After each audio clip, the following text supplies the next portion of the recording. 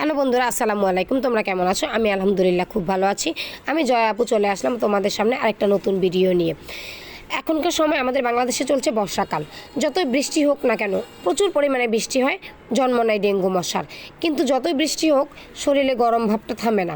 আবার বৃষ্টি না হলে যখন রোদ হয়, প্রচুর গরম লাগে। তো এই সময় আমাদের প্রচুর ঠান্ডা ঠান্ডা খাবার খাইতে হয়, ঠান্ডা সবজি খাইতে হয়। তো তোমরা বেশি বেশি লাউ, পেঁপে এই ধরনের সবজিগুলো খুব বেশি বেশি খাবা। তো আপুরা, এই বর্ষাকালে আমাদের কিন্তু ডেঙ্গু মশার প্রকোপ হয়। আমাদের শরীরে কি হয়, আমরা জ্বর আসলে কী করি, না পা খেয়ে বসে থাকি, চিন্তা করি 2-3 দিন পরে তো এমনি ঠিক হয়ে যাবে। আপুরা, এই কাজটা এখনকার সময় একদমই করা যাবে না। জ্বর আসলে একদিন অপেক্ষা করে দ্বিতীয় দিন অবশ্যই ডক্টরের শরণাপন্ন হবা, যদি তোমার জ্বর না কমে।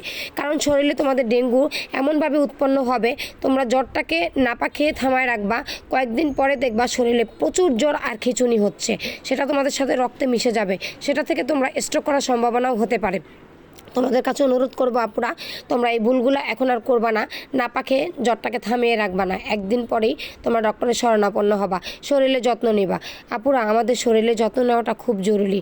যারা আমরা মেয়েরা আছি তারা তো খুব বেশি জরুরি, কারণ আমরা জ্বর হলে, মাথা ব্যথা হলে, ঠান্ডা হলে আমরা আমলে নেই না।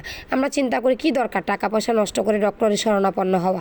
তোমাদের কাছে অনুরোধ করব, আগে নিজের শরীরে যত্ন নিবা, পরে সংসারের চিন্তা করবা। যদি নিজেই ভালো না থাকো, সংসারকে ভালো রাখবে, সংসারকে দেখবে? এত সাজানো গোছানো সংসার ছেড়ে চলে যেতে হবে আমাদেরকে। পুরুষরা নিয়ে আসবে আরেকটা নতুন নারী, তোমার সাজানো সংসার তারা দখল করে বসবে।